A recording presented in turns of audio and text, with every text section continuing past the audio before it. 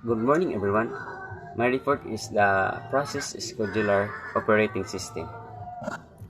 The process scheduling is the activity of the process manager that handles the removal of the running process from the CPU and the selection of other processes on the basis of the particular strategy.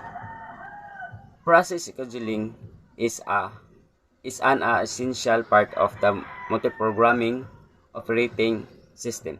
Such operating system allow more than one process to be loaded into the executable memory at all time.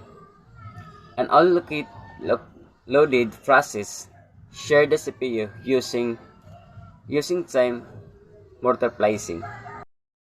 There are three types of process scheduler. Number one is a long-term of job scheduler.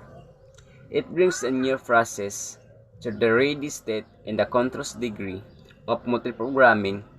Numbers of processes present in ready states at any point of time.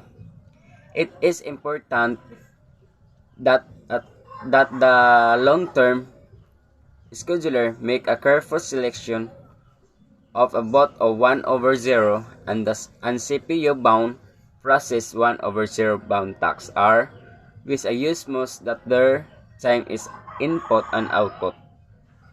Operation with the CPU bound the processes are which spends their time of CPU. The job scheduler increases efficiency by maintaining unbalance between the two.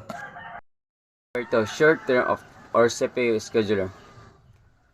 It is responsible for the selecting one's process from the ready state for the scheduling it on the running state.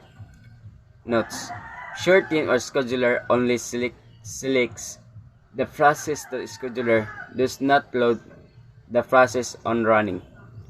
Here is when all the scheduling algorithms are used. The CPU scheduler are responsible for ensuring there is no starvation owing to high burst time processes. This pressure is responsible for the loading the process selecting by short-term scheduler on the CPU or ready to running state.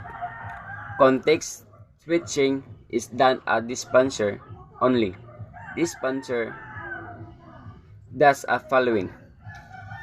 One is the switching context. Number 2, switching to user mode. Number 3, jumping to the proper location in the newly loaded program. Number 3, medium-term scheduler. It is responsible for responding the resuming the process. It mainly does swapping, moving the processes from main memory to disk and vice versa.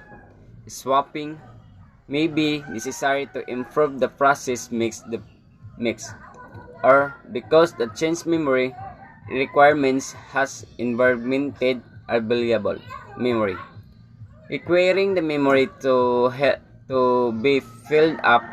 It is helpful the maintaining a perfect balance between the 1 over 0 bound of the CPU bound is reduced to degree of multi-programming. That's all.